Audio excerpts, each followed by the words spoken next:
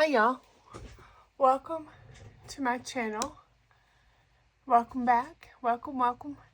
This is Krista with K3 Crafts, and I was going to come on today to share with you a little time saver that I did, and I thought maybe it might help somebody else along the way.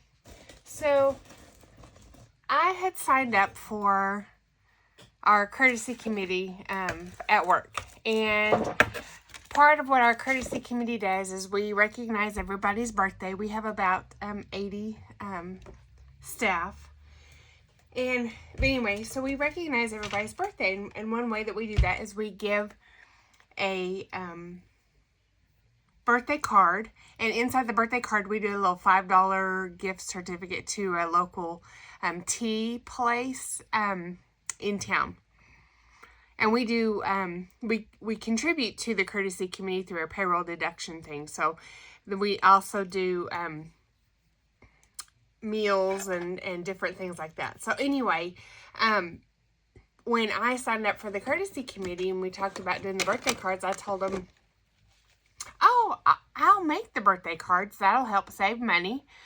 And they bought me the envelopes, and they bought me some glue and the white cardstock, and I'm doing the rest just out of my stash. So anyway, I started off using this die here. This is a Lawn Fawn die, and it just says happy birthday to you. And when it cuts out, this is 2 layers. I did a white layer and a black, so I cut it out twice, and then when I glued it kind of offset just so that I would have a little bit of a shadow. Well, we have a lot of birthdays this spring, and I had been really good about keeping up with the number of cards that needed to be made for the number of birthdays that we have. And one of the other ladies that's doing the committee with me, she said, hey, by the way, just after spring break, which next week is spring break because I work for a school district, I'm going to need 10 cards to finish out the month of March. And so today I thought, well, I'll just go ahead and get those 10 cards made today. Well, I started doing the die cutting with the die, and I was really struggling with getting it out of the die, pulling the cardstock out, and then it was tearing on me, and I was just getting frustrated. And I said, you know what, I have several to do. What if I make the happy birthday to you in my silhouette? I have a silhouette. I do not have a Cricut, but they are pretty much the same. The softwares do the same things. They're just getting to that area in the software is just a little bit different, but they do most of the same tasks. So anyway, so this is going to be I was going to show you how I put together this little happy birthday to you in my software. And so I had moved it over because I cut several at the same time. So this is showing that I have a 12 by 12 mat to fit in, but I was using 8.5 by 11 cardstock. And this is what it looks like when it's cut out. So I did a full shadow. Instead of cutting 2 and just doing the offset, I did instead of cutting 2 and then gluing them just, right to left from each other, I did what is called an offset, and so it puts the shadow around the whole thing. So, let's walk through how to do this. So when I started off with a text box, and I first just did the words like this, and I centered it, which is just right up here on the text, and centered it in the text box, okay? And let me change the color here just so that we can see what I did. Well, then I thought, well, I need a font that has a thicker, that's thicker. And so let's look and see. To look at all the different fonts that are loaded on your system, you can go right over here on this far right-hand side, the capital A. And this shows you all of the fonts. And the Berlin Sans FB Demi is what I selected. Then I got to thinking, well, I want to merge these together because I was trying to get my text box to be in one piece, kind of like this. And the easiest way to do that is I need to do separate text boxes. So I'm going to copy this. I do Control C on my keyboard and then Control V to paste it. So I copied it and then I pasted it 2 times because I need 3 different text boxes, one for each line of text. So this text box is only going to have the words "to you." This text box is only going to have the word "birthday."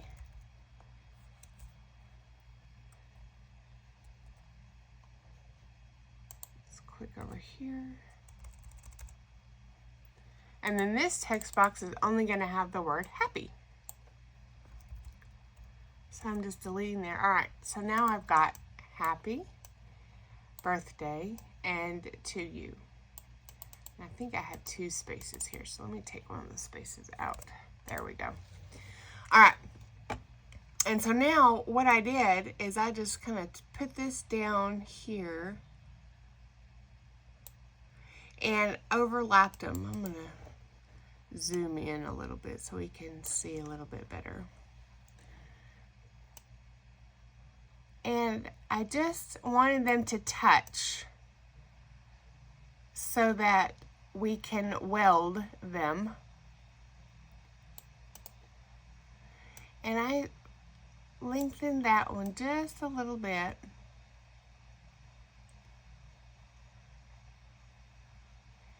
Alright, so you can see how I overlapped the letters just a little bit. And one little trick to do just a small nudge is using with what you want moved selected, and you see the arrow keys on your keyboard. Sometimes that's a little bit easier, especially when you just want to do just a little bit of a move with something. It's a lot more controlled than trying to do it with your mouse.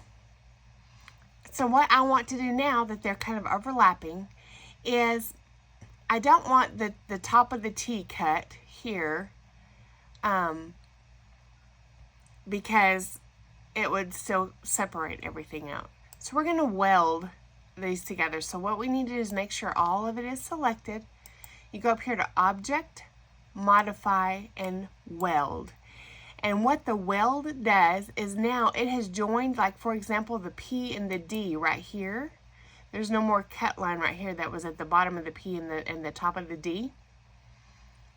Same thing right here, it took those cut lines out. So if I take the color out of the words, you can kind of, the red lines are the cut lines. So now you can see how it joined these together. Now the B and the Y are still on their own, but everything else is kind of like this is kind of one piece. There's 3 letters, and then these 3 letters are pieces. So that's a little bit easier to glue and put in place a little bit faster than 1 letter at a time. Let me just make that all of this black again. And now before I move it, since the B and the Y are kind of on their own, they're not completely joined together, I'm going to group this together. So I made sure to select every letter here, and right up here is the group selected shapes. And so now you can see how the little black lines around each individual one went away. And now if I move this around, you have all of it. I'm going to go ahead and make the letters black again just because it makes it a little bit easier to see. All right, now to do the shadow. So in this instance, we have made what is in my example here is the white letters. So now we need to do the offset, or kind of the shadow behind the letters, which I did in black. I'm going to do my letters in pink here, or how about red? Just so that we can see when I do the offset, it'll be a little bit easier to see. So I want to duplicate this one time here, and I'm just going to kind of move it off to the side here. All right, so we're going to do an offset. I always like to keep an original that I don't mess with. In case I do mess up, I can always go back to the one spot I was at, and I don't have to start over. And that's why I always make a copy. All right, so we need to do the offset. So what the offset is over here, and it's this little star icon right over here in the far right toolbar. And we're going to choose offset.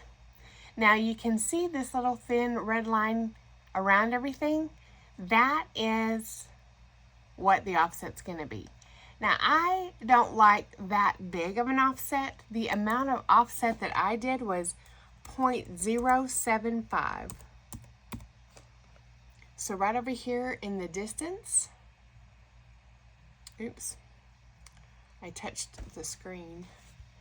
Let's do this again. So we need to select the object, choose offset, and we're going to do 0.075 right here in the distance, and we're going to click apply.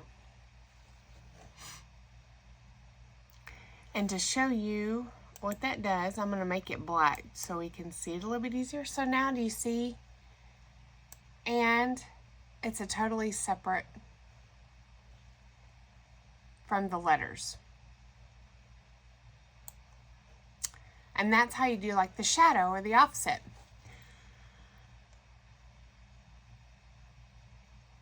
We can cut that now in two separate cuts. What I did is, this is my offset. So I put it in one cut file over here called Untitled 1 right now.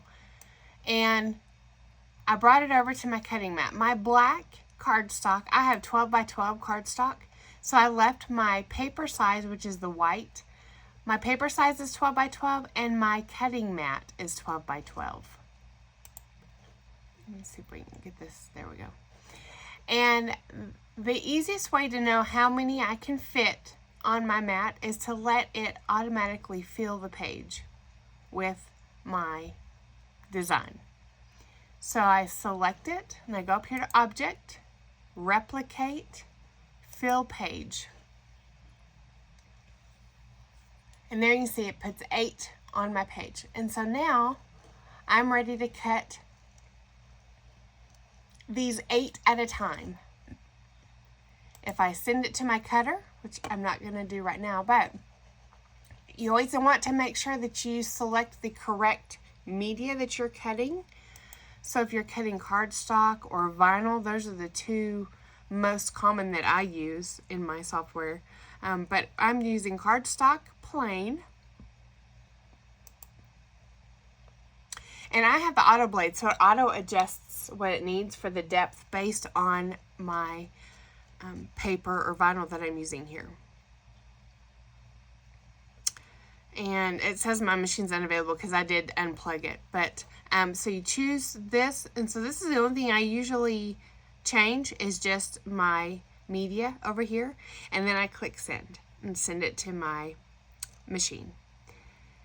After that cuts, I can go back here to design, and when I'm ready to cut my white letters, I did the same thing here, except my white cardstock, I don't have any 12 by 12, I only have 8.5 by 11.